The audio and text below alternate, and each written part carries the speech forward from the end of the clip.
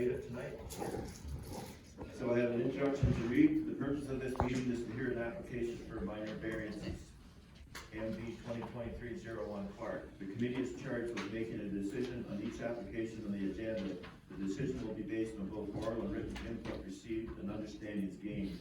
The four key factors on which decisions are based include: is the application generally in keeping with the intent of the Township official plan? Is the application generally in keeping with the intent of the Township zoning bylaw?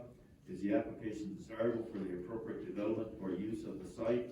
Is the application minor in nature and scope? The planning consultant will provide a brief overview of the details of the file. The applicant will then be given an opportunity to explain the need for the variance, and any person or public body in opposition and then in favor to the application will be heard.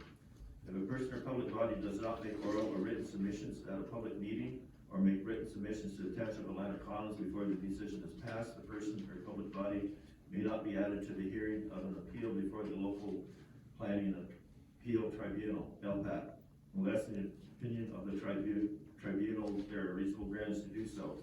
If you wish to be notified of the decision of the Committee of Adjustments in respect to any of the below listed applications, you must submit a written request to the Secretary Treasurer of the Committee of Adjustments, or you must sign the attendance list provided at today's meeting. This will also entitle you to be advised of a possible local appeal planning tribunal. Even if you are the successful party, you should request a copy of the decision, since the Committee of Adjustments decision may be appealed to the local appeal planning tribunal by the applicant or another member of the public. Disclosure of pecuniary interest. Now we're at the point in the meeting. Approving the agenda. I have a motion to accept the agenda as adopted. Marina and Ron, all in favor? It's carried. Approval of the minutes from September 13th, 2022. They're by Jeannie and Ron, all in favor? It's carried. And the application works. Good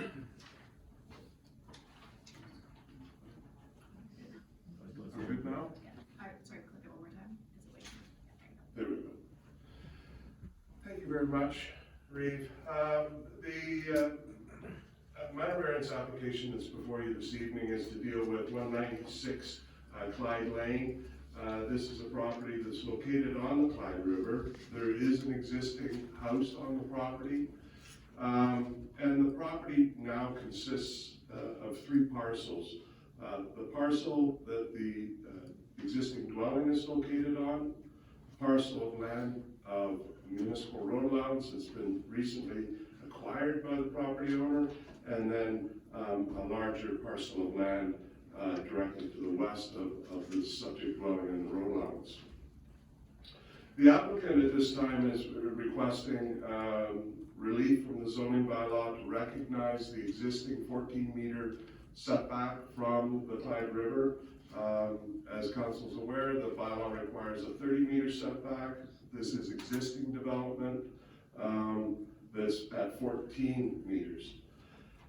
They wish to do some very modest additions to the existing house, and that's going to maintain the existing 14-meter setback. And so the request is to recognize the existing house and deck and the proposed addition and deck screened in, of course, that is part of the development proposal. In addition, there is relief that's required from the 25-meter setback from the center line of the road, and it's being requested to be reduced down to 11 meters. The house is located on a 0.13 acre parcel of land. The existing dwelling is approximately 900 square feet in size. The total land holding of the combined parcels is 1.6 acres.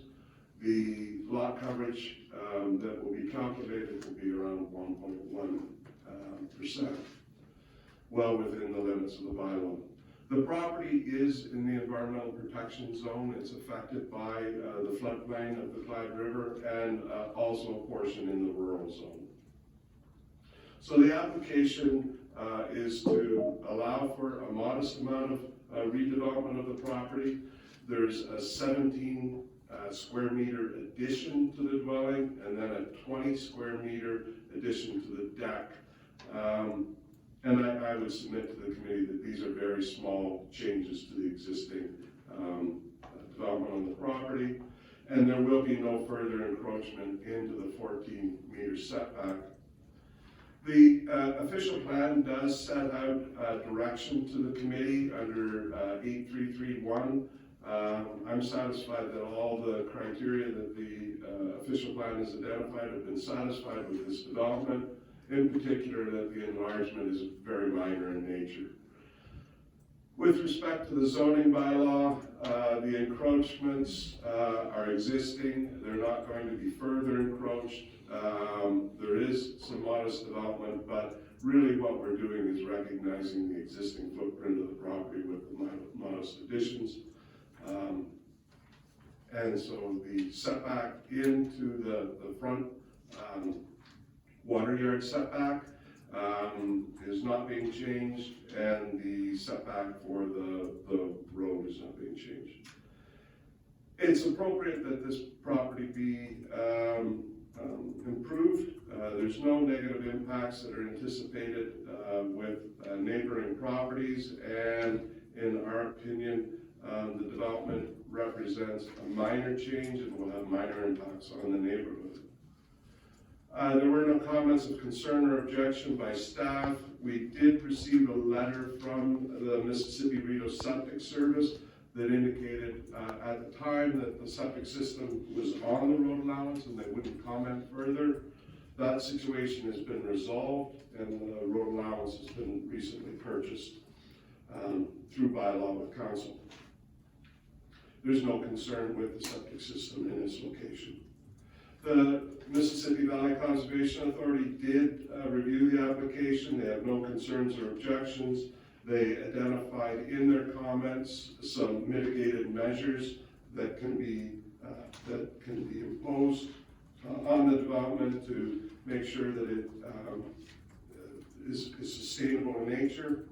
But the Conservation Authority indicated they have no concerns and will be issuing an appropriate permit when the time comes.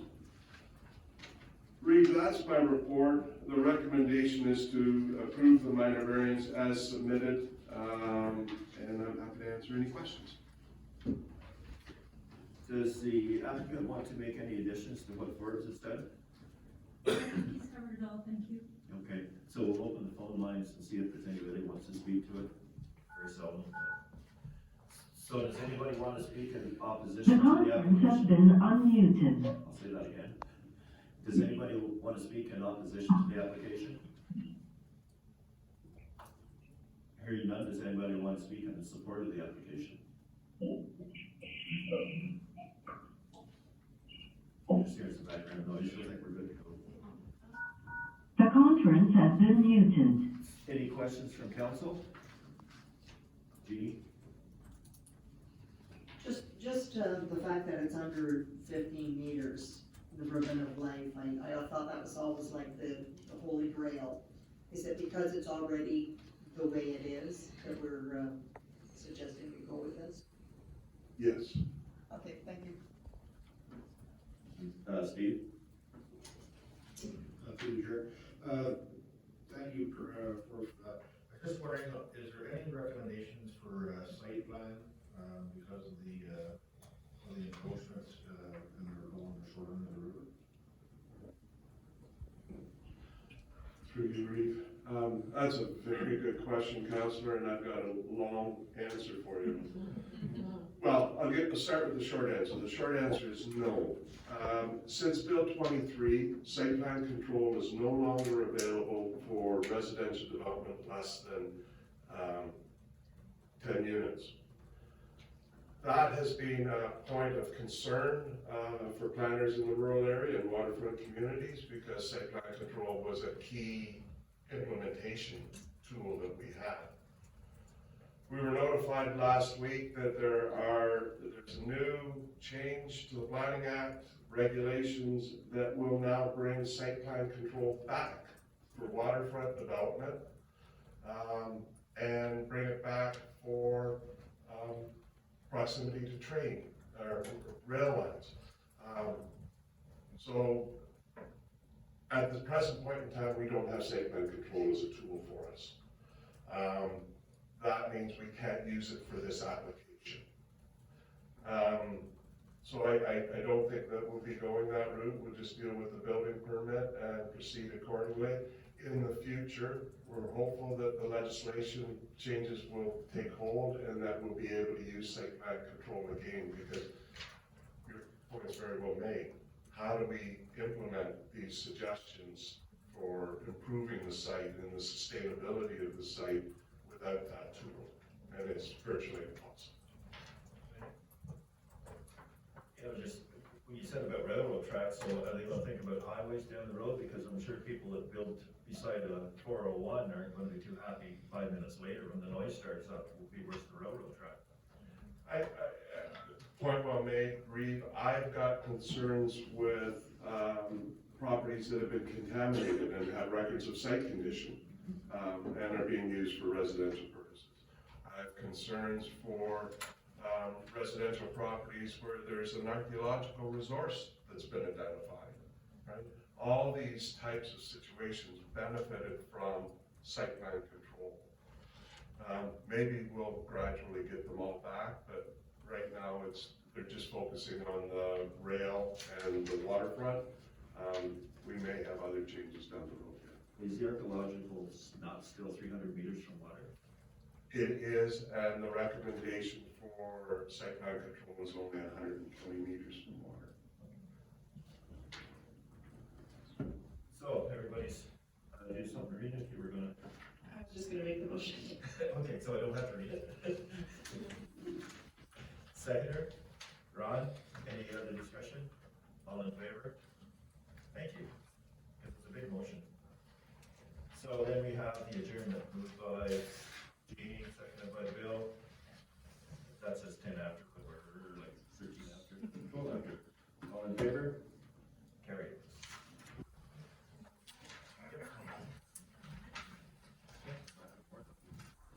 No.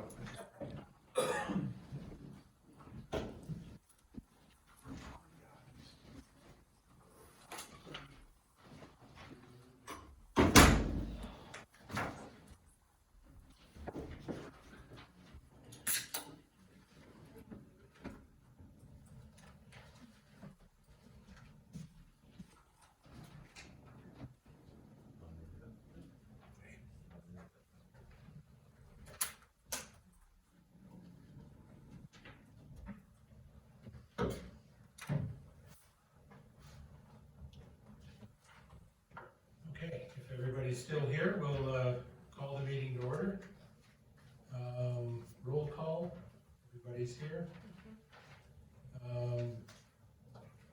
Disclosure of pecuniary interest, anybody? Seeing none? I have a suggested motion that the agenda be adopted as presented.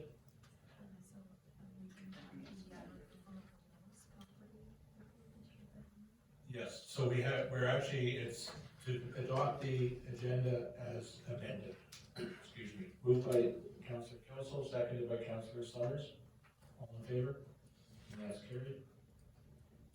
Approval of the minutes. Suggested motion that the committee of the whole meeting minutes of April 11th, 2023 be approved as circulated. I have a mover for that. Councillor Baragan. Reid McLaren. All in favor? And that carries. Delegations and presentations. We have a presentation by Victoria Gibb Carsley, the Perth and District Community Foundation, about the vital signs report for Lanark County.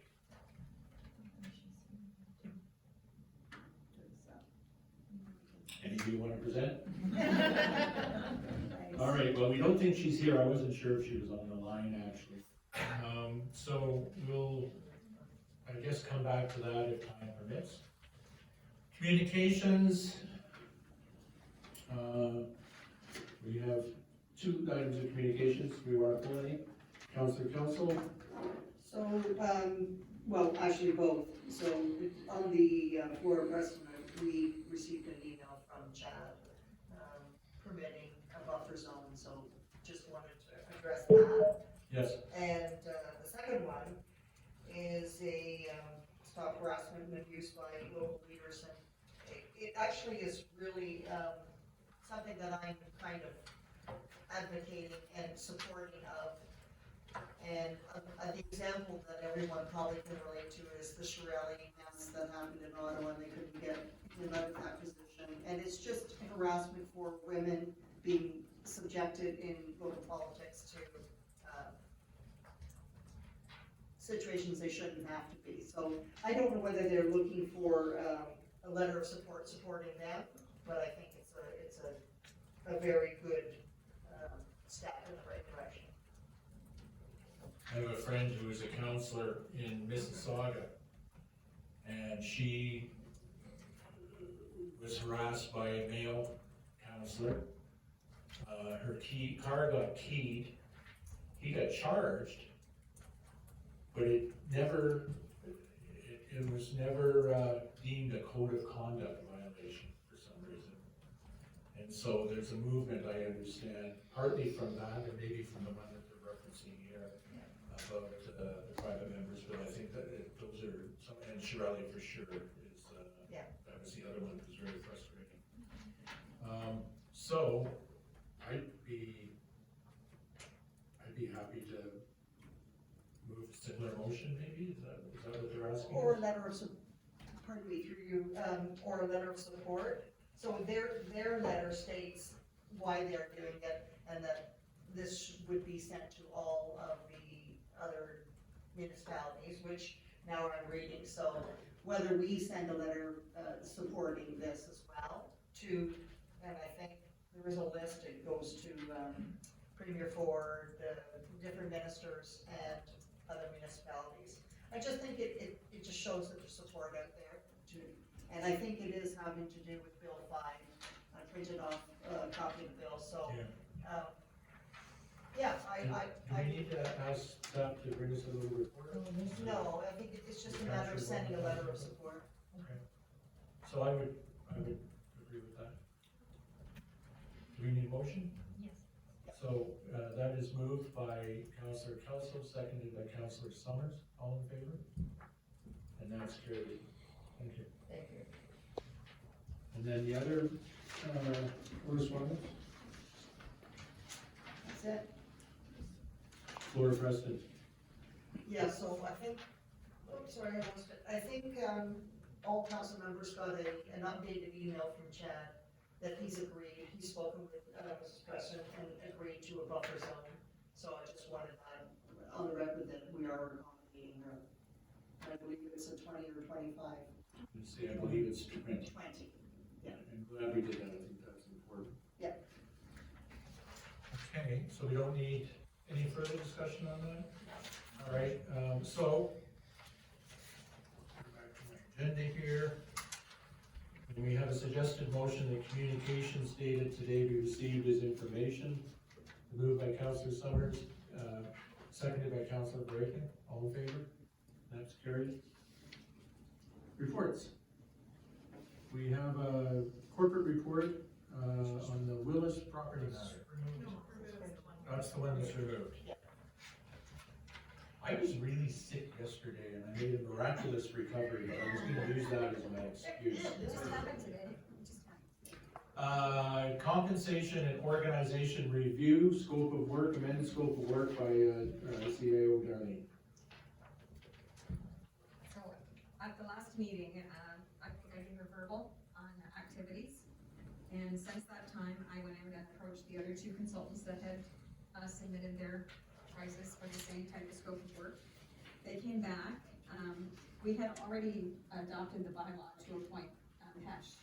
So what happened was they, I think in the report I provided the differences in what they had come up to, but when I looked in the procurement policy, the additional cost of $4,900 falls underneath the part that needs to be approved by council, so it's just basically an additional scope of work, and we've already started, and I think we have interviews scheduled for next week, so it's right on track, and I'm quite confident that they're gonna be a great company to work with.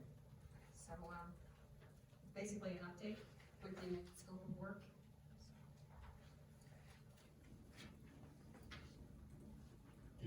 Councillor Council. I was just gonna make the motion. Question from Councillor Summers. Thank you, through you, Chair. Darlene, I was just looking through it a couple times. Was council included on that scope of, remuneration looking into or no? I don't believe they were. I think in your, currently you do up the cost of living increase, Okay. but that's one of the things that we can ask. Okay. I'm sure. Yes, and the local boards. Yeah, that was my question. So it's not, we're gonna do that separately.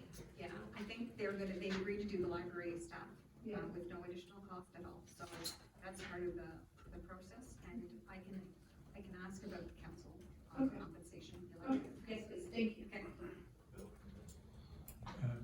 Reed McLaren. Reed McLaren.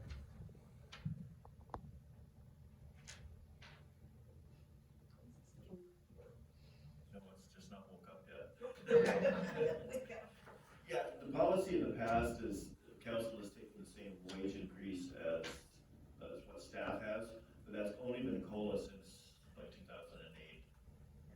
If you remember back in that term, the first term I was on council, the mayor at the time took a massive raise. The next term when I was mayor, we took a massive decrease. So, just back up to where it was. But that's what has happened in the last, but I mean, if there's going to be a fairly major increase for staff because they're way behind, as I say, we haven't had a review of wages since something like 2008. I think the council should be happy with the COLA increase, at least I would. And based on the information that I think I saw at the county on a report, we are the lowest paid council in Lanark County. Councillor Roberts? Just on the overall scoring, Sabina Gallagher from the Something Group in at the lowest bid, and why we wouldn't take that.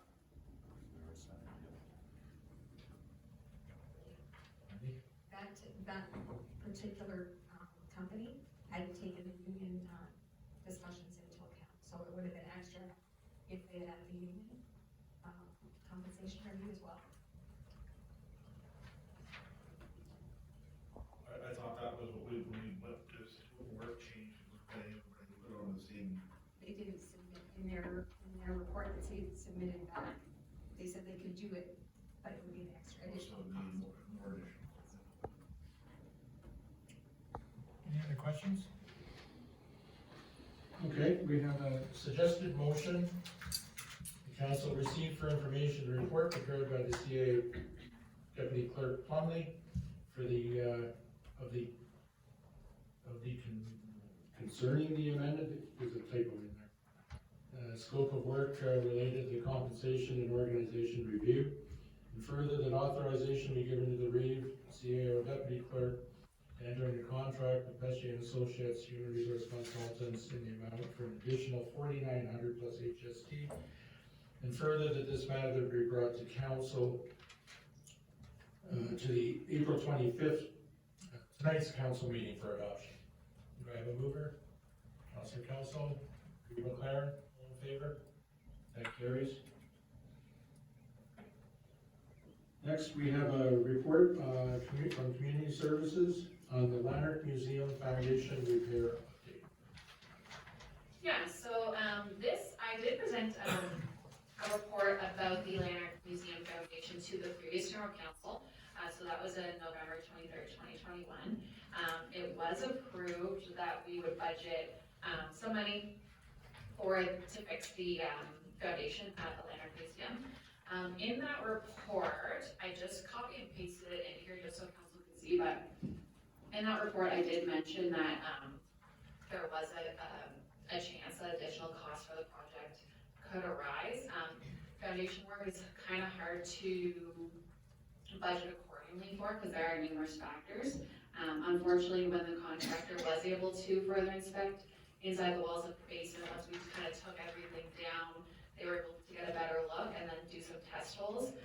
Further work was determined.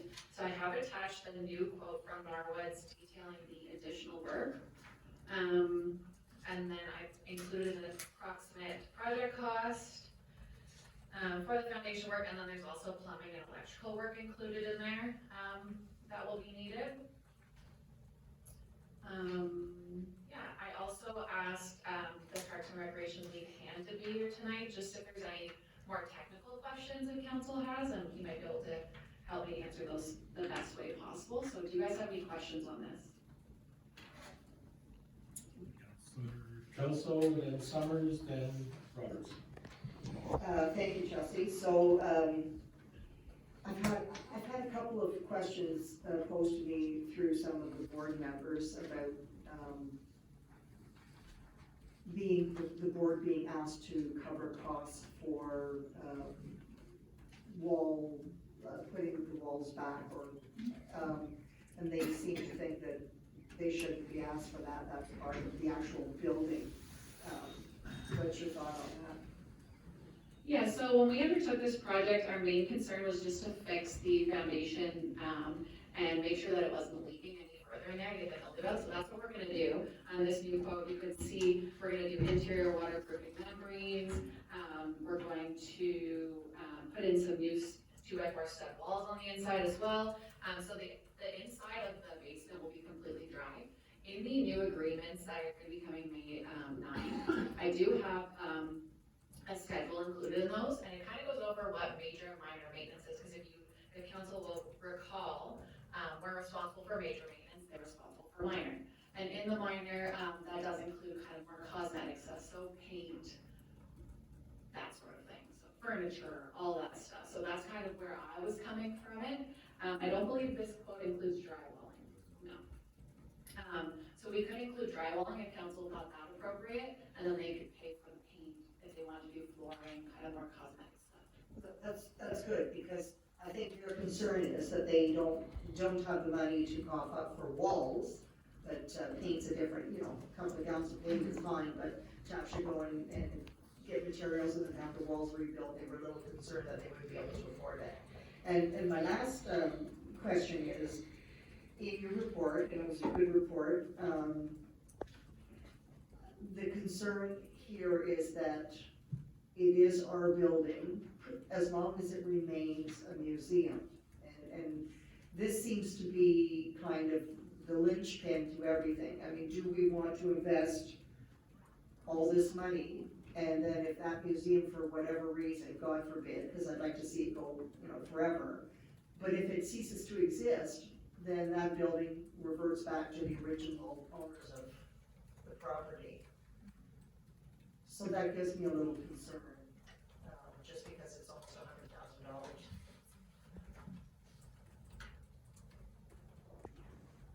I think you're next.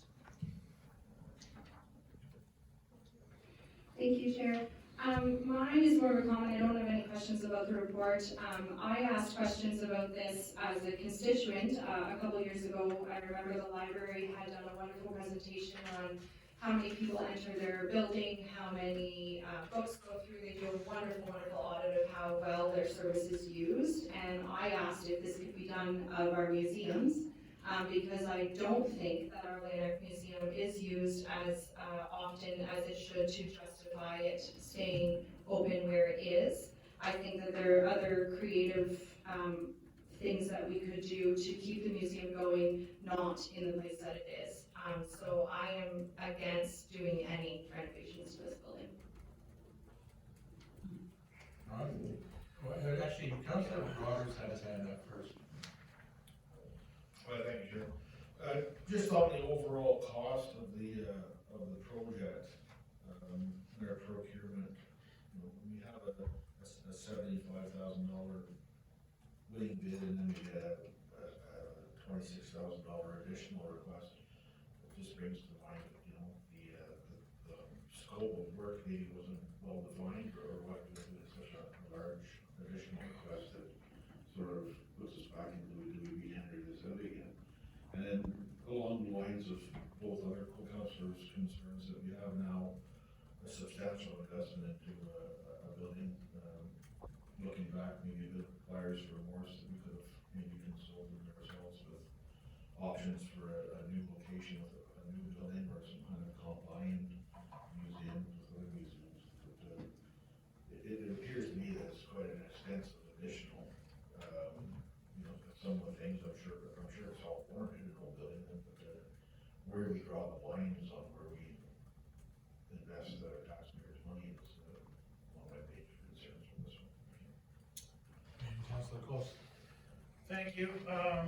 I mean, this one's a tough one, this is a tough one for me, because I'm currently sitting on the board, but this is what happens when we don't have a concrete plan of what we own, what we should be investing in the municipality.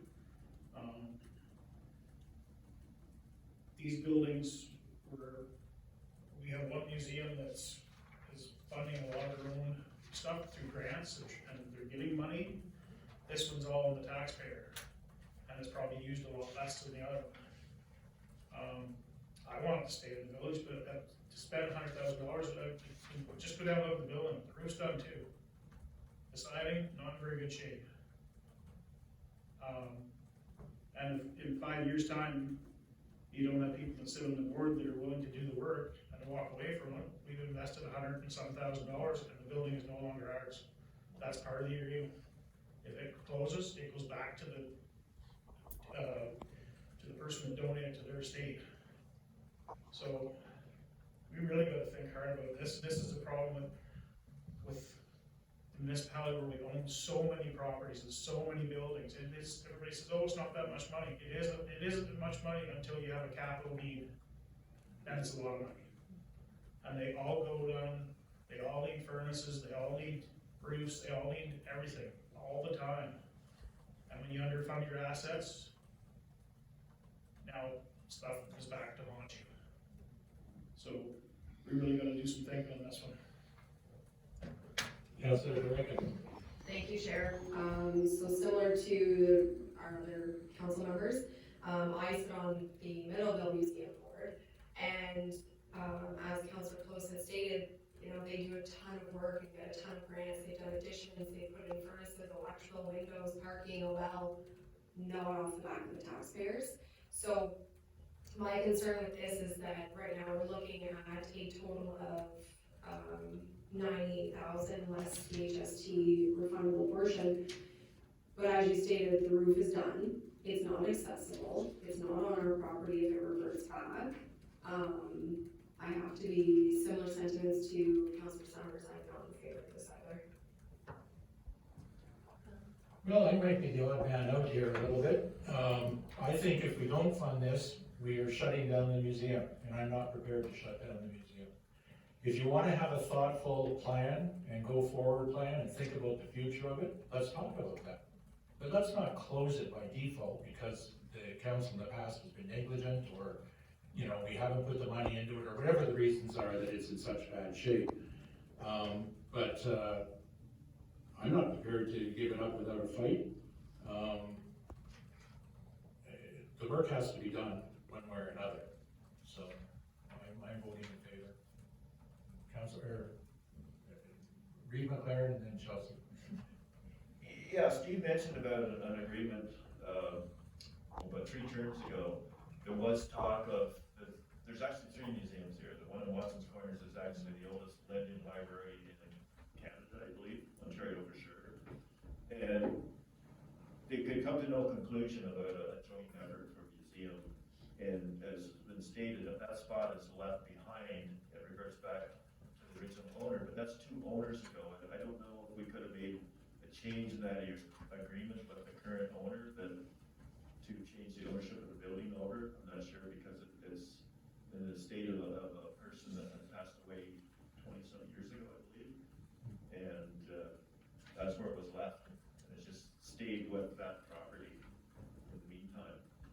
And as Bill said, I do know that they do keep track of, with a book of, signed book if you go in. They have had a couple of really interesting presentations, but now there was major change, I think a few years ago in the board makeup that they maybe weren't getting for applying for grants or whatever. But they've had a couple of very interesting things. There's, I think there's plans for Lanark one again this summer. That was really popular a few years ago. They had the 150th anniversary of the Lanark Fire Department. They had a really good presentation. That was all done by the museum a few years ago. Chelsea's been wanting to say something. Sorry, I do have some suggestions maybe to move forward a bit. So number one, I can look into that original agreement, just kind of try and get more answers for council. I know when the contractors were on site a few weeks ago, Will had knocked on, the one neighbor's door, just to let them know that we were gonna have to be on the property for a bit, to get the equipment on there and stuff. And, he just casually mentioned, about the agreement and about that parcel of land right beside the museum. And he did seem interested in talking, so I can maybe arrange a meeting with him and just kind of get more information on that. And then as for the actual work, so, we have talked to Norwoods, and Will and I, obviously don't take like this lightly. And Norwood said we can still just go ahead with the original proposed, project. So, and then it's just, it won't be completing the project fully is the only thing. But at least it would be doing something to help repair the damage. And then we do have $30,000 that we budget annually for operating, for the building maintenance. Obviously, we can't use all 26,000 on that because that would blow the whole budget for the year. And then that has to be split between the 8 other halls and 1 other museum. But maybe we could just get a bit creative with that, and I could talk to Adam and see what we can do. Councillor Close. Thank you, and to your point, yeah, I don't think anybody, was just to kind of illuminate where we are with the problem. We're not advocating, let's go close the museum, but it's just, you gotta start really thinking long and hard when you start spending $100,000 of taxpayers' money, so. Aside to that, when the amalgamation happened, there was $600,000 from the sale of PUC. Is any of that money still left? If so, that money was earmarked for the village of Lanark. I don't know if it's all spent. We can find out if it's not all spent. Well, we can certainly throw it towards the museum. If there's money there, then that would be one way to get to this hurdle. But just the other part, we're just letting people know and staff know that we have to look at some of our assets to declare what is an asset and what isn't an asset. So move forward. Reed McLaren. Yeah, that 600 and some thousand was based on the sewer and water design. And I think Ron would agree with me, is the money, that 600 and some thousand should come out of the sewer and water fund and go back into the village fund for village work. Councillor Summers. Thanks, Chair. Oh, I'm So, I think for me, I wanna see the cost of all of the repairs though, because if we're gonna put $70,000 or $60,000 into the foundation, but we still have the roof that's falling apart, it's still not accessible, there's limited parking, and we still have other issues, I personally would like to see the full cost at budget time, so that we have an understanding of how much it's going to cost, because I also don't wanna throw $60,000 or $70,000 into something and then realize there's another $150,000 required. And Councillor Roberts. Thank you, Chair. Just a couple of things. I do recall the sewer and water from the Utilities Corporation. Even though the money was spent, I believe that there was a clause that if the sewer and water project did not mature, that those monies would be returned to the public utilities or to the village of Lanark. So that I believe is true. Back to the building that's not ours that we're putting so much money into. I agree it's gonna become an issue if we do ever come to a point where that building is not ours. I don't know if we have any appetite to try and pursue ownership of it, so we have even more things to look after. But I agree, we're gonna be into 100 without roof and other structural matters of the building, so is there any kind of feasibility for a relocation? I recall that we discussed that, and there were some options that were thrown around. Could staff come back with a report on a relocation proposal that would give us maybe something inside of our ownership and give us a better value for taxpayers' funds and put the museum in a better standing where it's not in a precarious state where the building is dilapidated and on our ownership and we're putting a lot of taxpayer monies into it. We're not spending taxpayers' money if it was guaranteed to be a sustainable operation and it was, the whole scope of the project was defined. This just looks like we're getting piecemeal 30K at a time.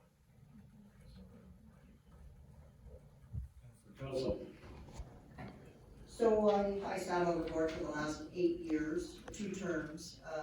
The present board that sits there now was not interested 100% in melding with another museum, totally opposed to that. They did not want to change the location, the current board, so it's still the same board that when I was on.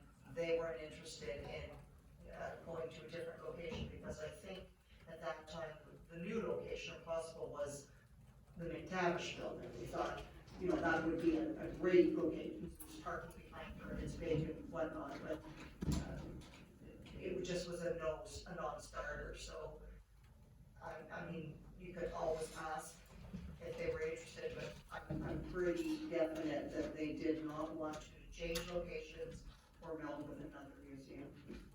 Councillor Summers. Thank you.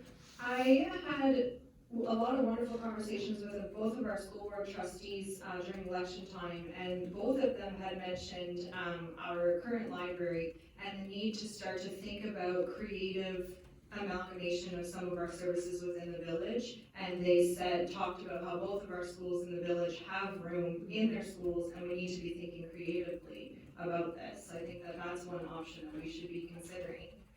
And to Councillor Kelso's point, I think that, to my knowledge, the past 4 years, this museum has asked for money through the municipal grants program, but also telling that they're not doing fundraising in ways to keep themselves alive, like our other assets are doing, and our other community halls and museums are doing. So unfortunately, I think that it's a harsh reality that they can't say they're not willing to relocate in a building they don't own. We're gonna have to sit together with them, I think, and come up with a plan that's a compromise for everyone. Any other discussion? Chelsea? So moving forward on this then, just kind of listening to all your comments, kind of what I need now is just direction on how to move forward, only because Norwoods did actually want to start this week, of course. They are trying to meet the deadline for the museum to open May 20th. So if we're postponing that, the museum can still open if the work isn't done at the museum, but if we push it like 2 more weeks and then start the work, or whatever it ends up being, then there will be work ongoing and they won't be able to open. So just kind of more direction on that. And I do want to state as well, Norwoods has put some time in just on site doing some work, and they have purchased material ready for this. So we also have to just kind of consider that as well. Unfortunately, I don't have any suggestions. Councillor Reagan. So I'll make a motion that staff comes back with the total cost to do all of the repairs to the buildings prior to any work being started at the museum. Motion, do we have a seconder? Question for you, Mark? Did we have a signed deal with Norwood? From the last tender. Yeah, for that part of it. From the last tender, yes. So we're almost obligated to pay for that. So if we were to stop midstream, you might wind up paying for a tender and get nothing. Or next to nothing. Council has already approved that. So if we stop without finishing the tender, seeing what was tendered, we could be paying for something we don't get. Yeah, so the original project scope, yeah, the tender was closed and approved. And it's been budgeted for, so the money's there. And like I said, we can go through just with that, and at least something is done on the building, and then the foundation work has been somewhat repaired.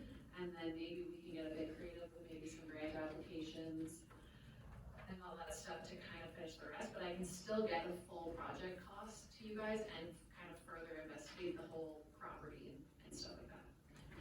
Councillor Reagan. Thank you, Chair. So if it was approved in 2021, how come the works are not completed? In your report, it says 2021. Yeah, so November 2021 was there. It's 2020. I think that's a typo. Or, no. So it was to be put to the 2022 draft capital budget. The budget was passed when did we pass it, like May 2022? February. February 2022, yeah. And then the tender went out that summer, and then when Marwoods was awarded in the summer, they just were fully chock-a-block full with work. And then they can't do the work during the winter months, so they were scheduled in for the spring. So follow up on that then, when was in the tender, when was it supposed to be completed? Prior to this spring's opening date, I believe is what it said in the tender. Right, so if they haven't completed it, how are we locked in then? Can I make a comment or ask a question? Sure. So I just for myself, would like to understand, so the tender that we're talking about right now that was awarded to Norwoods was for a specific, work, correct? And what was that work? Foundation repair, so Right, and then when that was brought forward, I believe that was quoted and estimated that that was the scope of work, because until they dug further into the renovations, that's when they came about this further work that needed to be completed. Is that correct? yes. So technically, the work that you're bringing forward right now wasn't included in the original tender, and the work that was included is being completed prior to opening. Thank you. Councillor Kelso. So I agree, the clarification was good, Amanda, that what they initially had been contracted, tendered to do, we should go ahead and do that. This, I think, put a brakes on the additional work. But just a comment that Marina made, so the last couple of years, of course, it was trying with COVID, but the Lanark Museum has had many fundraising. So they actually right now have a fairly healthy, the best they've had in years, balance, because they have done creative online auctions, they've done multiples, they've done high tea at Clyde Hall. So they are trying to fundraise. Now, they've not been successful in some of the grant applications, and I know Chelsea, on behalf of the museum, has applied for a couple of grants that they were unsuccessful, but they are doing the best they can fundraising. So right now they do have some funds in their balance. And I would just say, just a reminder to everybody that these are volunteers doing the best they can. So when we criticize the work, we need to be careful about that, please. Councillor Roberts? Yeah, I just, we're not, definitely not criticizing the volunteers at all.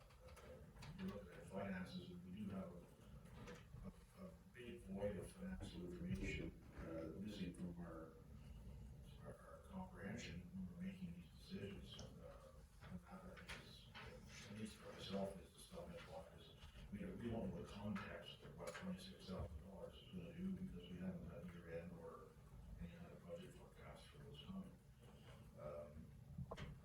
And he made it buyer's remorse, we find, we get things ironed out, and we see what's in front of us, that we authorize this, and then again, we have to already sign the contract, and then we can take it back.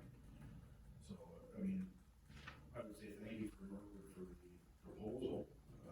We would have to incorporate that into 2023 budget numbers once we see that, and have them please continue with the work they're trying to get ready for the May 20th opening. Councillor Close? Yeah, just the only problem with doing it this way, is you're doing it half, you might as well do nothing. Because it's not gonna work. The issue is water coming in the basement, in a museum that's deadly, that's no good. It's no good to have moisture in there for artifacts, they can't survive in that environment, so, doing half the foundation will not solve the issue, we'll be right back to square one. And on that note, do we have any motions? One more comment. Councillor Roberts? Sorry, Bill, just one more, Jared, just one more comment. In their additionals, there, your interior waterproofing repair, okay, the 70-foot or 70-inch linear foot saw cut in the trench and concrete floor, that looks to me like that is waterproofing repair if you were not gonna repair X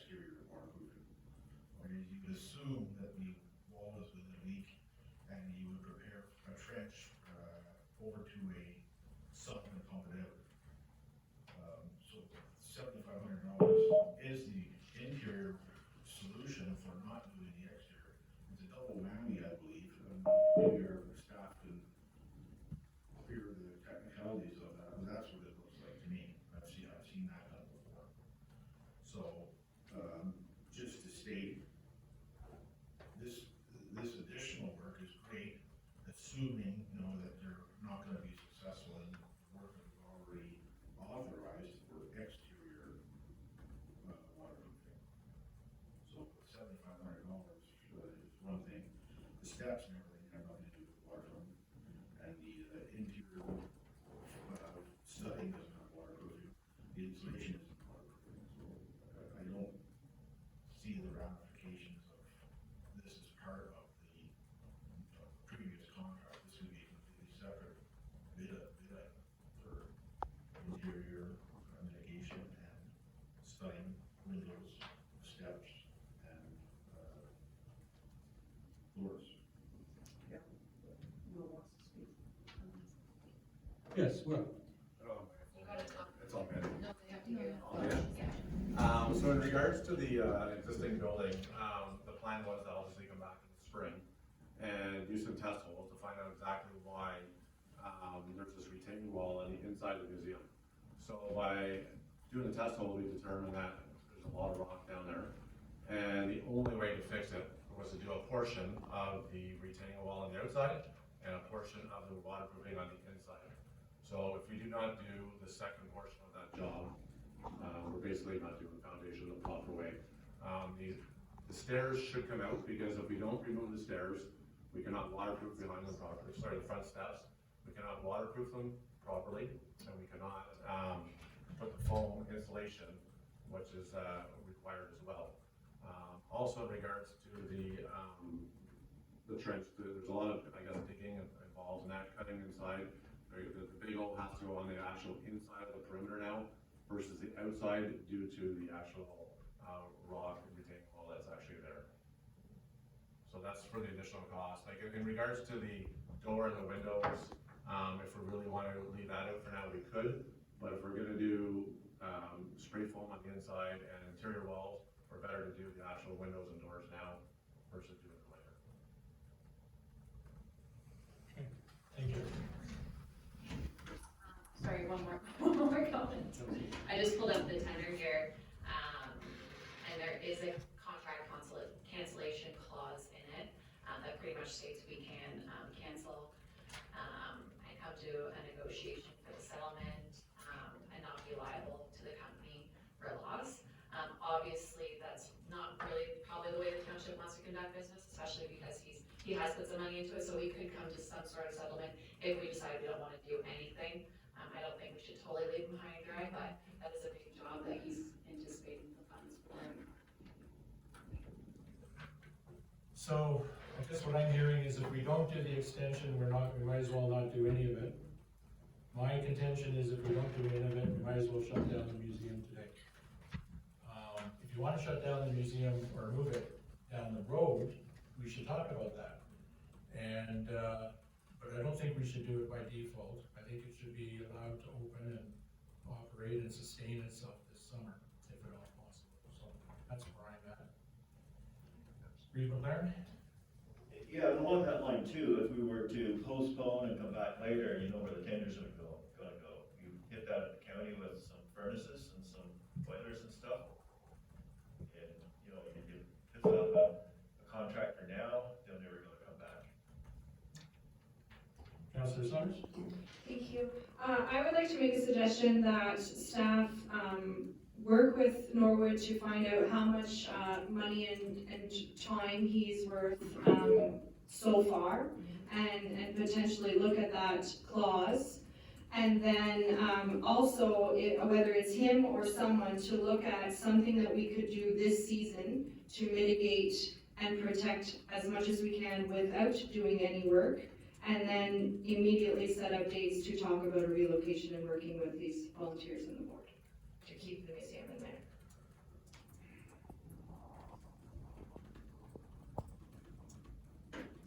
Have we captured that as a motion? Why don't I read something back to you that might be it? Just give me 1 second here.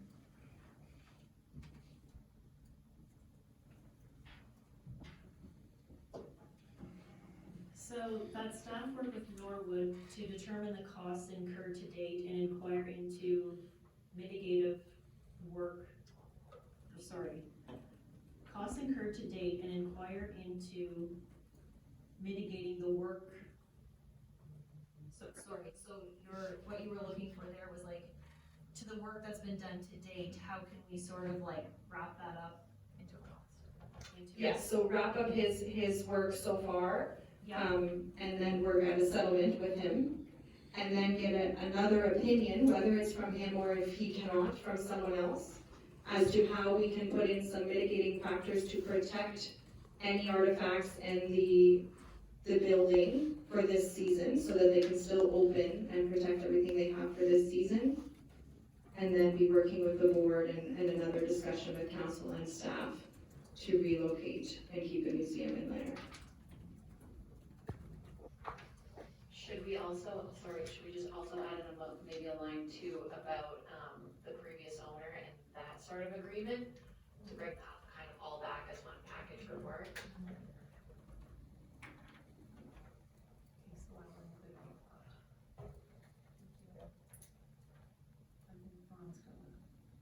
Councillor Booth. Well, just to muddy the waters, I like what Councillor McLaren suggested. We got $5.2 million sitting in a fund for water and sewer, whatever it is. It's been sitting there since 2009. Like he said, the money was spent out of the PUC money. The PUC money was supposed to go directly to Lanark Village. Water and sewer money was to go to the water and sewer project. Well, we took the money out of the water and sewer project to pay for, or out of the PUC to pay for the water and sewer study. That was $600 and some thousand. It was taken from the residents of Lanark Village. So there is finances there, and if we're talking $100,000 on a water and sewer project again, if it ever goes ahead, that's not a lot of money. I hear where you're going, I kind of think we might need a staff report on that, though, to make any big decisions. Yeah. Councillor Roberts? I'm supportive of Councillor Summers' proposal. This is her ward we're talking about, and although the Lanark Museum is a township treasure, I'm content to follow her guidance on that. I, again, would like to see a better stability in the ownership and the direction that we're taking with that museum, so that it has a secure future. $100,000 put it in and walk away from that, not a relocation. As a ratepayer, I have no problem with that. That's, 4% of our tax base increase right there that we're walking away from. So I would second Ray's.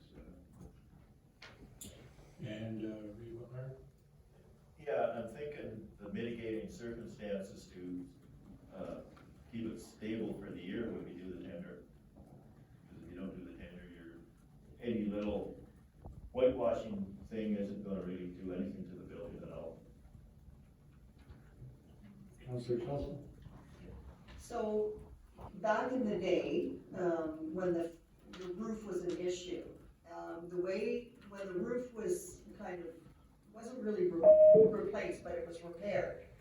What happened was there was a channel where the water ran down, where the two roofs, the back and McFarland wing, connected to the main building, ran down. Of course, water takes the path of least resistance. It came down the wall in the corner of the foundation, and that's where the wood rot was, and that's where the water was coming in, that was pooling up on the floor in the basement. So this all started with the roof. That's where the initial damage came from. That roof has needed to be replaced for quite some time, and it was put off, and then when they discovered that that's where the water was coming in, and you could actually put your hand, it was so rotten and degraded, you could actually put your hand and see into the basement.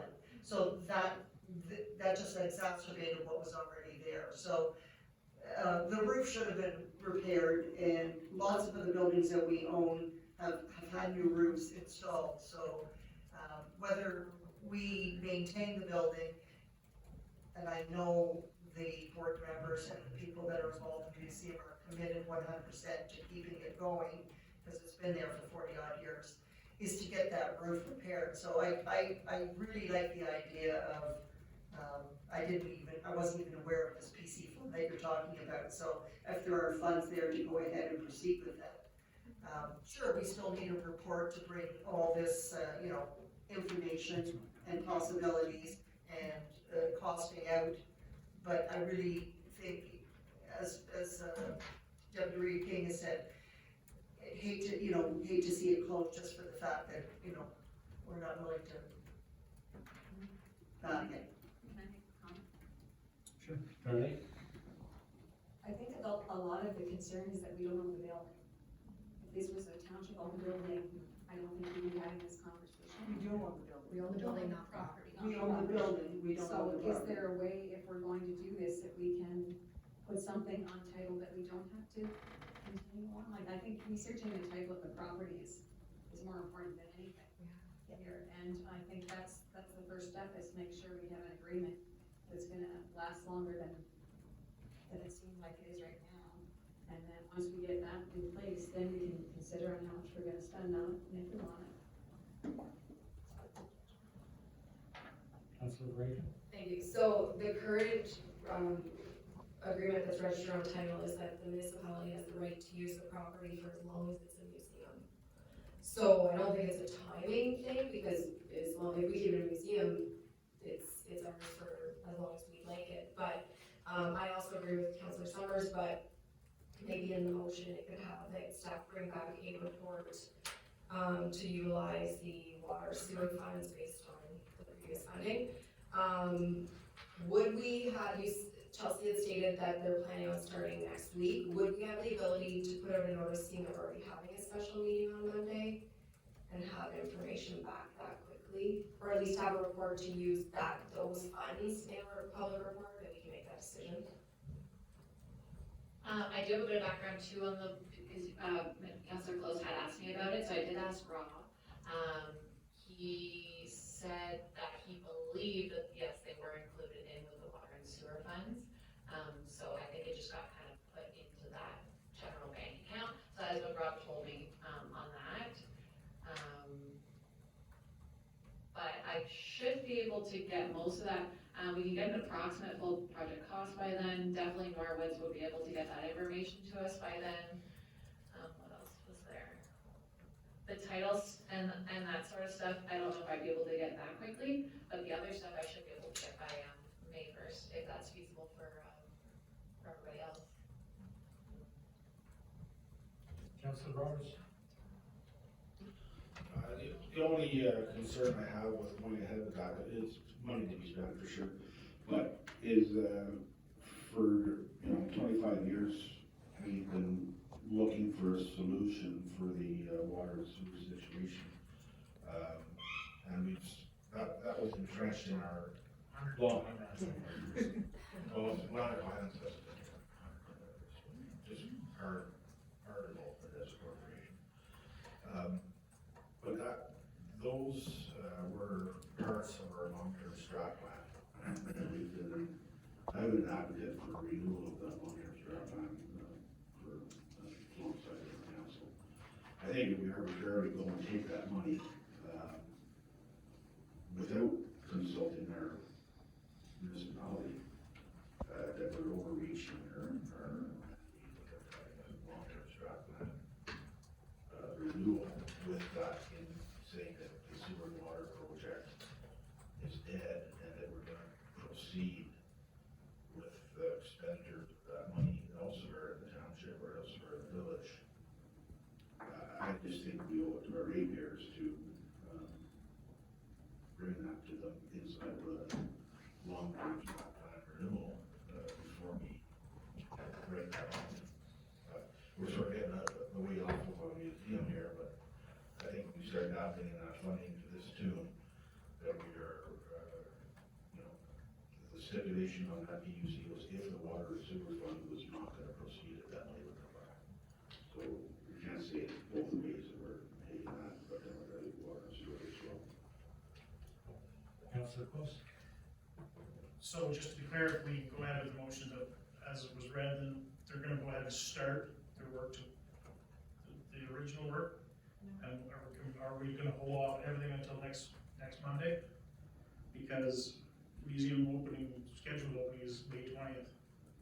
So that's a really tight timeline if we give it from May 1st to May 20th, so.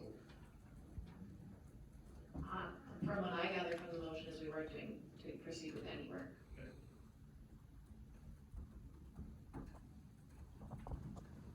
Okay, there's a motion on the floor and a seconder. Sorry? Sorry, through you, Councilor Chair. Kelso? Could we have the motion reread? I've forgotten it's been so long. Sorry,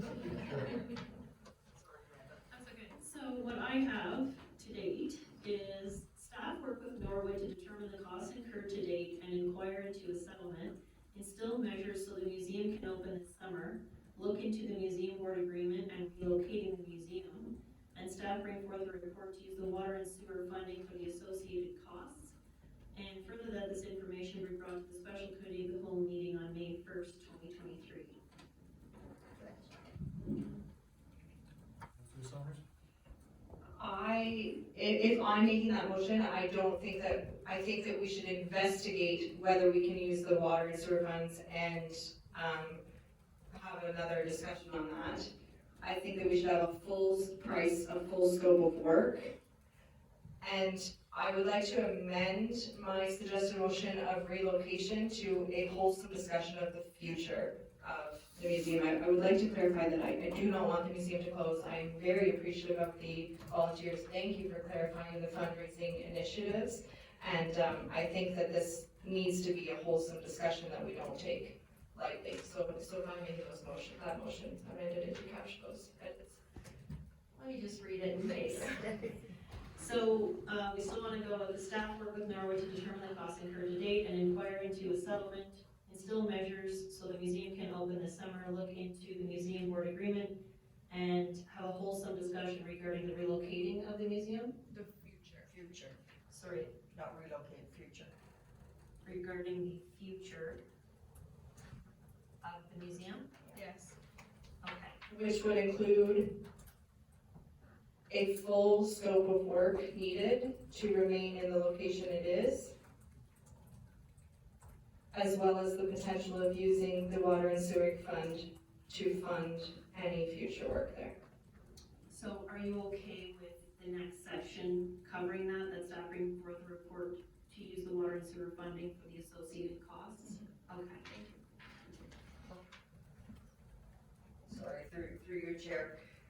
Are we gonna make any mention then of Darlene's suggestion, which I thought was good to find out what's on title, like what it actually, like, I don't know, I think this hearsay, because as long as I've been involved with the museum, it was told to me that, this property and the property beside the museum always reverted back because it was donated by the Barrett family, but then, a couple of years later, I was told, oh no, that wasn't in effect. Then they got documentation that showed that there was a connection, so, It should be on title. I think it should be on title somewhere, so I really think we should find out 100%, like, really what does happen. Because maybe this is all conjecture, maybe it really doesn't revert back, I don't know. So perhaps we can look into the museum board agreement and any title matters. Yeah. And then this way, like Chelsea said, she will do her best, but at least she'll report back on whether she was able to obtain that or what she found. Perfect, thank you. Give me a second. Steve did, I don't know if he still does. Yeah, I'll follow Marie's motion. Okay, so we have a motion on the floor, moved and seconded, all in favor? All opposed? That's carried 5-2.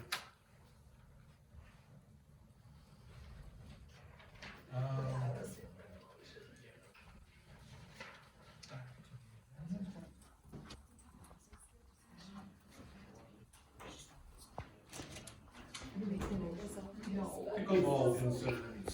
Chelsea.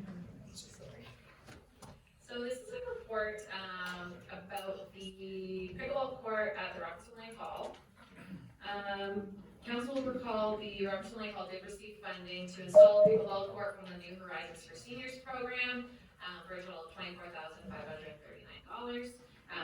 The pickleball court committee did organize, design, and undertook the construction of the pickleball court, and the township did assist them any way we could. The grand opening for the pickleball court was June 18th, 2022. I included what the fees for the court is, just for council's information.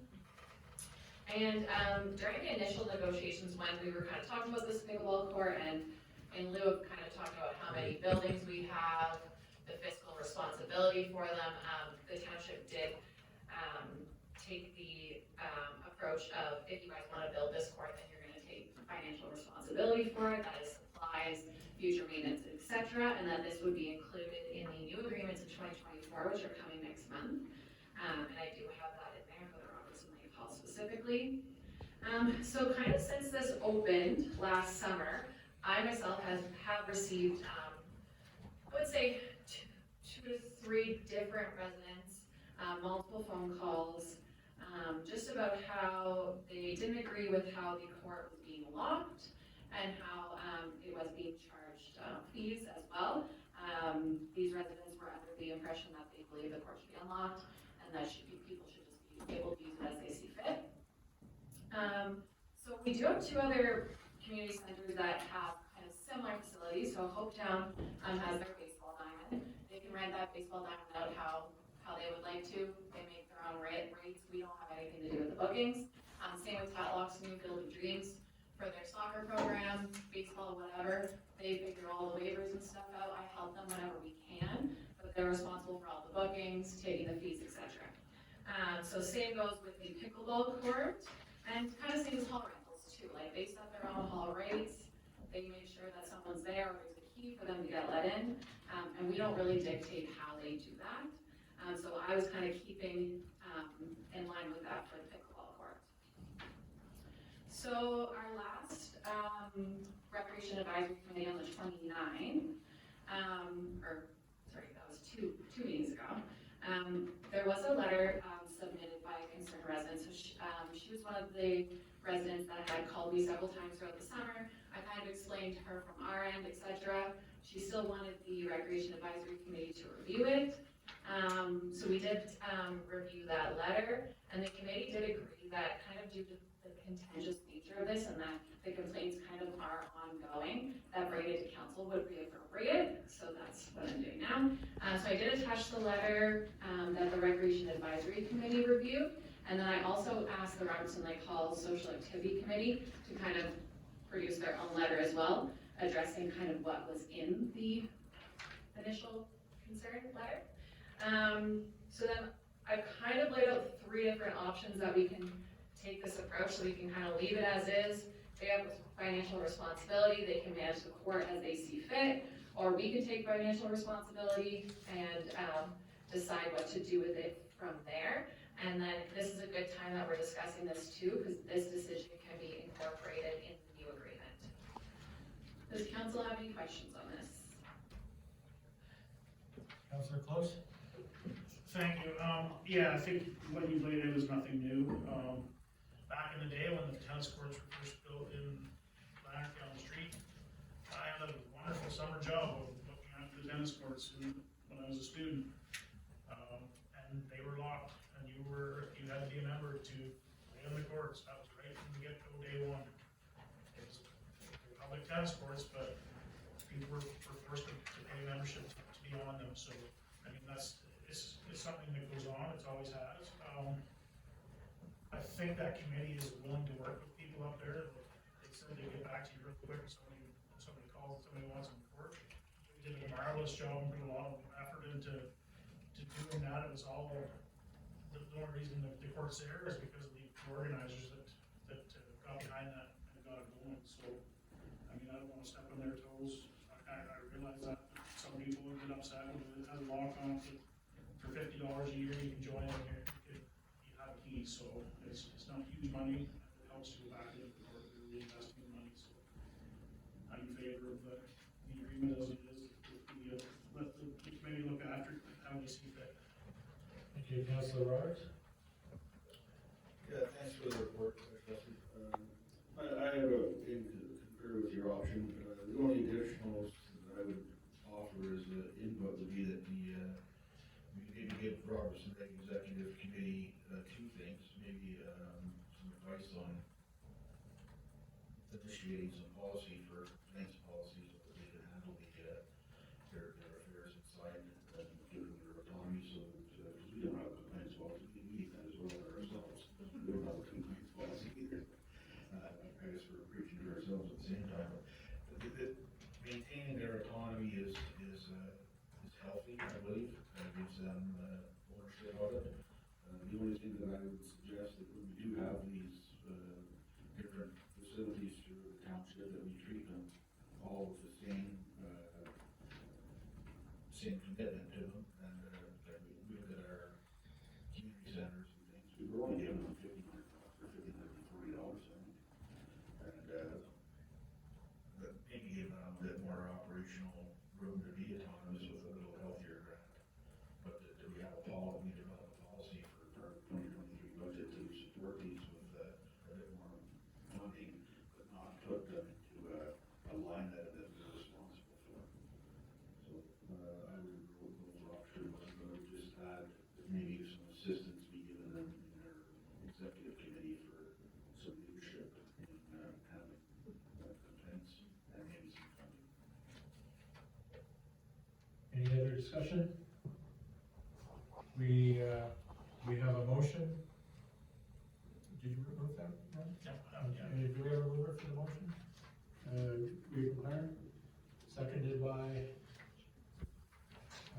Councillor Close. All in favor? And that passes. Back to Forbes, McDonald and Holloway consent application. Thank you very much, Chair. This is a consent report application that's coming before you because there is a need for action by council on one of the recommended conditions, and that's a zoning amendment. By way of background, I'm referring to this as an in-between file. We conducted the pre-consultation for this file prior to council's most recent position being established on minimizing extension of municipal roads. If you take a look at the planning report and page 49 on your agenda, there are two consents that are being taken off this property. It's located at the end of the 7th concession of Dow. The B21006 is a good application. It's straightforward. The report has already been submitted on that. The B107 is at the very southern end of the open and maintained road allowance. You can see the existing laneway going into the house and the barn that are on the retained parcel. That's going to be the same entranceway used for the house proper, the new lot property. This lot was originally through pre-consultation going to have the frontage extended for the full 60 meters. I don't believe that's in the municipality's best interest. It's certainly not in the applicant's best interest. And what we're recommending is that the application go through a zoning amendment in the future as a condition to recognize 18 meters of frontage. This is a one-off simply because it was caught in between policy positions of council. In the future, the recommendation of staff to people wishing to create lots by consent is they will have to have the entire 60 meters of frontage. But given the nature of this one, we feel it has merit just being recognized as 18 meters. And that would support the application, not extend the municipal road system any further than it is now, use the existing turnaround, and safe access will be ensured for the severed lot. Okay, thank you, Forrest. Any comment? Councillor. It's a question. Forbes, is there anything stopping this applicant from, say, down the road, deciding that they are going to use or take another lot off of this? Can they can take one more off of the retained, can they not? They can, but given the location of the existing house and the entranceway, I don't think it's possible. Okay. But they are technically allowed one additional severance. Right. I just don't think that it's there, that Okay. physically it would be possible. Thank you.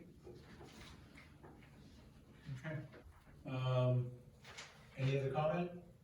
We have a motion that council accept staff report PLN 2023-14 as information. That's moved by Councillor Summers, seconded by Councillor Close. All in favor? Passes. Thank you, folks. First quarter building report. Is in our package. Are we speaking to it? No, if there's any questions, we can take them back. Anybody have questions on the building report?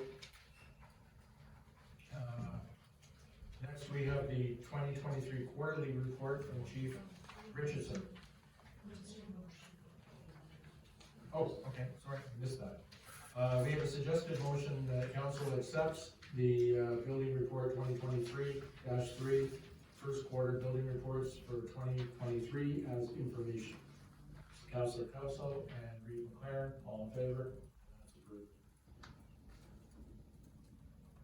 Chief Richardson. Thank you, Mr. Chair. So this is my first report for 2023. Discussion wise and operationals, I have a draft copy. Sarah and I have been working together when we had the opportunity to do a draft copy of the DNR. I still have to go through it and make some changes. Will be presented to the station cabinets for their review just to see if they're in agreement with what we're proposing before it's brought back to council. I have two working copies of RFP. I'm working on them. I am going next Friday to Toronto to the fire show, the OFC, the Association of Fire Chiefs Conference. And I'll give you an opportunity to look at some other trucks and maybe get some different ideas. Two members of the one station are attending and one from the other station is planning on attending with me to the show, which is good to see, and they'll get me to get some other ideas as we move forward. So I'm not going to go through all these, but I did attach the calls to date. And as you can see, 39 to date in 2023, and last year the same time was 44. The fire ban was put in place on April 13th. Sarah has fielded several phone calls and myself and emails over the last couple of days because their neighboring municipalities have all lifted their fire bans. I don't intend at this point, consultation with the station captains, we're going to wait later on in the week to make a decision, possibly, I'm not going to commit to, but possibly early next week, or mid next week to pull the ban in our area. The unfortunate part is that the residents, and I understand the residents, is that some live in the southern part of the area. You know, it's pretty dry, it's pretty wet here, and I can go ahead and burn, and we have 1,100 square kilometers that we have to look after, and it's not easy to say one person, oh yeah, you can burn, but you can't. You know, we spend hours running around trying to tell somebody who could. So that's why it ends up having to be a complete ban in our area. Still waiting on the MOE permit from Station 3 in Swarmers. The engineer, every once in a while prompts the guy to see, because he's looking after that part of it. Unfortunately, I have to make an announcement that our deputy chief of prevention and training is moving on. This Friday is his last day with us. So in part of the ENR, I was going to sit down with him last week, and then he made that announcement, so it was not much sense in moving forward with that with him, so I'm going to move forward with the station captains as well. But we have reposted for that job as a part-time position at this time. The next is the training division, and it's what everything that he's done over the last little while, which is awesome. We did obtain a government grant, which was given through the OFM to any department that just applied for it at a certain time frame. And we got a bunch of literature for the firefighters to pay for, which was really good. I think it was around $2,300 that we got for the books. Because the books aren't cheap, they're $150 to $300 depending on the book that you're going to use. As you can see, his prevention, he's helped me out a little bit at different places. Last week we went out and put up the fire ban signs. We did note a few signs that were damaged, so we made some repairs repairs to a couple signs, had to go back out and take them out. Other than that, health and safety wise, we just move on to that stuff.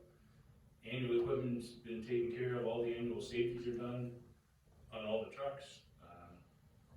We do have, all the SCBA's were recertified this year, so they're ready to go. And other than that, if anybody has any questions for me. Councillor Costello. So, I was gonna ask about the Lanark bylaw, so when are you going to be seeing or taking it to the station captains? Well, I'm hoping to be able to review it and go through it a little bit more fine tooth myself. And I'm hoping within the next 30 days if I could.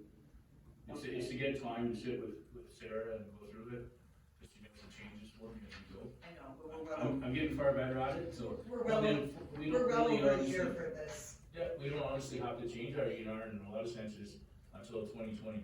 But on the technically, OFM. you know the point I'm gonna make and I'm not gonna make it. Yeah, But, technically, yeah, and you're right, yeah. okay, so moving on from that, obtain training house on Iron Mine, Oh, so that's the gentleman that has that.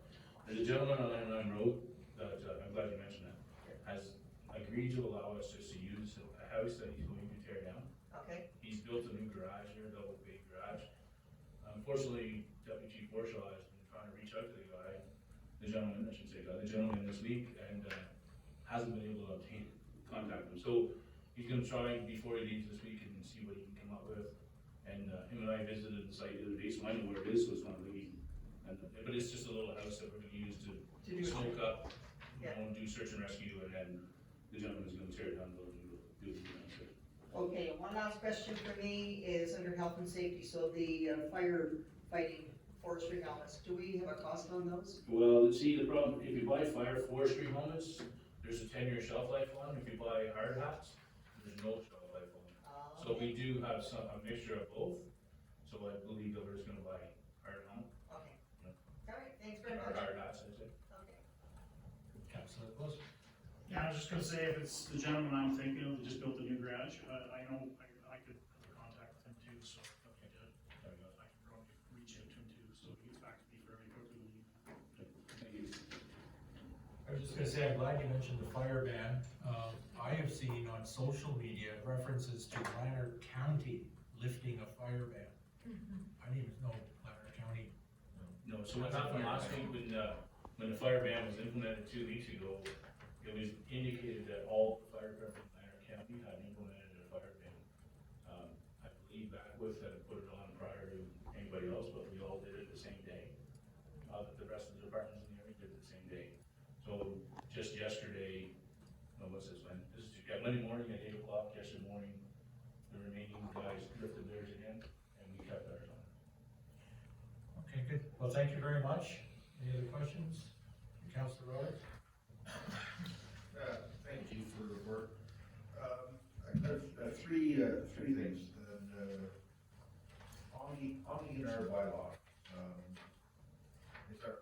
our org chart needs to be updated. Yeah, I mean, org chart is just our NER that's there. It's really pretty close to what we're running, except for Station 5 is still included, and the deputy chief from fire prevention is included in that. That's right. Okay, so the establishing regulated bylaw is basically what council advocates. Yep, that's right. Yeah, so you're just updating the org chart. That's right. The org chart is part of the update as well. Okay, thank you. Second thing, do you have any status on the dry hydrant for Ward 2? So I'm gonna have to just, once we determine the budget as we move forward, I'll put out an RFP if I can to see whether we can get one put in that location. The only location that we have in that area is the one by where the sign is. I'm hoping to see if I can reach out to MCR and see if they'll allow us to do that. We allocated $20,000. We did allocate that last year's funding, but as it rolls over, that's fine, we'll determine what we got. Okay. I think that you indicated that was going to get rolled over, went from summer to spring, that whatever. Okay. And then the third part, on the honor call info, we had previously asked for maybe a bit more in-depth, other calls for stuff so that we get some more comprehension and more comprehensive reporting on all of that. So I took the time to write this out for you, because it's definitely something that's been brought to my attention. have a few questions that we can assist with related to college building, the seasonal college, Ward 1 part of the White Lake area. That's where you're at. The Ward 1, there was a fire on Ward 1 part of White Lake. Yeah, this winter? This one, yeah, okay. So, and then there's a qualify my questions, but I divided them when I received comments and questions from concerned residents on the lake about that fire. I had urged them to contact you directly to assist them in getting more detailed responses, knowing that I was not in attendance. Regardless of the strong concerns communicated to me by constituents, in not only Ward 2 but in Ward 1, I do wish to gain a better understanding of things so I'm able to be in a better position to respond to appropriate in my limited capacity as a councillor. And it's my understanding that our current establishing rating bylaws wording that states our response capabilities may be limited if access is an issue, which I believe is reasonable and understandable. Although in this particular situation, I was advised by an owner that, and others that our staff and the occupant of this cottage were able to safely access the structure in the early incipient stages of the fire emergency. Yet our staff were told not to begin suppression activities, which resulted in a total loss of the dwelling. Noting the property is not an island but is situated on a peninsula and provided a road where the crew is staged, can you advise to what the suppression operations will not commence? So Councillor Roberts, that is on an island, it's not accessible by road. The individual, the gentleman who owns the location can cross the ice if he chooses. But I'd have a hard time saying to one of my firefighters, and the two individuals that did cross the ice were talked to, I'd have a hard time saying to them, go ahead and cross there, and one of them fall through. I'd have a hard time explaining that to you as councillor, why I let that gentleman cross ice that wasn't safe. We can't determine their life is safe, so that, to me, we did have not a safe access to that location. And the cottage itself was involved more than we know, because it was over half an hour before we arrived at the scene in time. So the gentleman was in the house, he crossed the ice, went to a neighbor, made a phone call, and by the time the fire service was there, I could look it up on the report for you. It was probably 35 minutes before we arrived on the scene. And by the time how would we get a pump across ice that we don't feel is safe? I'm not debating anything, I wasn't there, and I'm definitely not questioning competencies or staff action. I just, in our bylaw, it stated that delays, nor, it says, emergency response to properties accessed via private roads, private lanes, private bridges, private driveways may be limited by the condition of such roads, lanes, bridges, driveways, including the ability of such roads, lanes, bridges, and driveways to support and accommodate fire department equipment and apparatus. And the failure of the owner or user of lands upon which the roads, lanes, bridges, or driveways is located to maintain the roads, lanes, bridges, or driveways in condition that is passable by fire department equipment and apparatus. So there was no road, lane, or bridge to cross to get to that location. That's all I'm saying, Councillor. Yeah, I'm not trying to debate it, I just was looking for clarification of how we determine if it is going to be possible. I agree at this time, I cannot say I would allow anybody to cross the ice to put a fire. Thank you. Councillor Close. Yeah, just through the chair, Chief, are we not land-based only? Yeah, we're land-based for suppression and for rescue, so, I mean, whether it's ice or not, it's still considered water, and it would be land-based, we're not supposed to be crossing it, so, I think that is in our bylaw. That's correct. And I thought that was all very well explained, Chief, by you at the time. Yeah, Council Close would call it, not land-based, it's shore-based. Shore-based, yeah. So, any further comments, questions? Seeing none, I have a suggested motion that council receive this report as information. Moved by Reid McLaren, seconded by Councillor Council. All in favor? That carries. Thank you. All right, we're into the home stretch here. New and other business. We're doing reports, Police Services Board. Any report, Councillor Roberts? Just thought there's a conference that Wilmer members are going to attend for, and that that's the only real update